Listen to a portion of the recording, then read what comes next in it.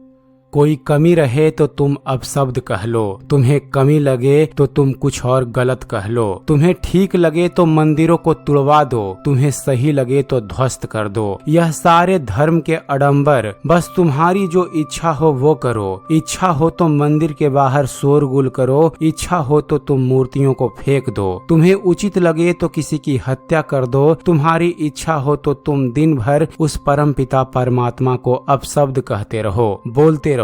अगर तुम फिर भी तृप्त ना हो तो किसी पुजारी को मार डालो। तुम यह सब कर सकते हो, तुम्हें कोई बड़ी शक्ति नहीं रोकेगी, तुम्हें कोई ईश्वर नहीं रोकेगा यह सब करने से। तुम्हें याद है जब जीसस को सूली पर चढ़ाया गया तब भी कोई परमात्मा उन्हें बचाने नहीं आए थे। जब राम मंदिर टूटा तो भी परमात्मा बचाने नहीं आए थे। वो बचाने नहीं आते, पर क्यों? क्योंकि वो तुमसे प्रेम करते हैं, तुमसे प्यार करते हैं, वो तुम्हारे अस्तित्व से अस्तित्वत हैं, वो तुम में अपना अंश देखते हैं वो। और जहाँ पर प्रेम होगा वहाँ स्वतंत्रता भी होगी। प्रेम के बिना स्वतंत्रता नहीं हो सकती, स्वतंत्रता के बिना प्रेम नहीं हो सकता। सीधी बात है यह। जिसे तुम प्रेम करते हो उसे बांधना नहीं चाहोगे, उसे पराधीन नहीं कर पाओगे, उसे तुम स्वतंत्र कर दोगे। तुम उस पे कोई बंधन नहीं रखना चाहोगे, उसे स्वतंत्र कर दोगे। यही वास्तविक प्रेम है। जो स्वाधीन करे, जो स्वतंत्र करे वही प्रेम है। अब जितना विराट प्रेम है उतनी ही बड़ी स्वतंत्रता होगी, उतनी ही बड़ी स्वाधीनता होगी। जैसे 2 साल का नासमझ बच्चा पिता को लात मार दे तो पिता प्रेम से खुश होकर हंसेगा, क्योंकि वहाँ प्रेम है, आजादी है। पर अगर कोई और आदमी उस पिता को लात मार देता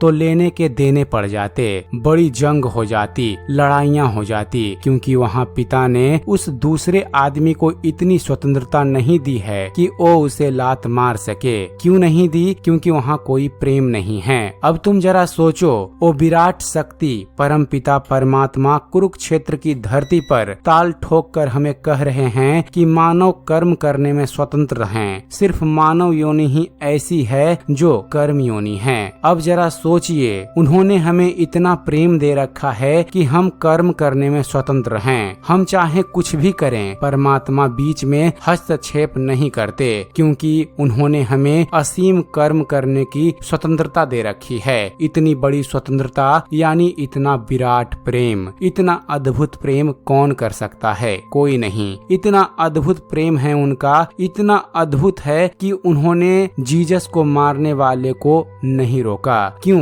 क्योंकि उन्होंने गीता में ही कह दिया है कि कर्म की स्वतंत्रता है। अब जरा एक बात और देख लो, वो परमात्मा कभी अपने सिद्धांत में हस्तक्षेप नहीं करते हैं। अगर जीसस के मरते समय वो प्रकट हो जाते तो वो सिद्धांत टूट जाता, नियम और नियति खत्म हो जाती, क्योंकि वो प्रकट होकर उन जीसस के विरोधियों को, उन बाबर और मुगलों को मार देते तो उन्हें कर्म की स्वतंत्रता कैसे मिलती? यह तो स्वतंत्रता के सिद्धांत के विरुद्ध हो जाता। यहाँ तो फिर प्रेम ही नहीं रह पाता। यह तो ठीक वैसा ही है जैसे बच्चा बड़ा होकर अपने पिता को घर से निकाल दे, फिर पिता चुपचाप जाकर वृद्धा आश्रम में रह ले। क्यों? क्योंकि पिता का प्रेम बहुत विराट है। ठीक वैसा ही प्रेम परमात्मा का भी है।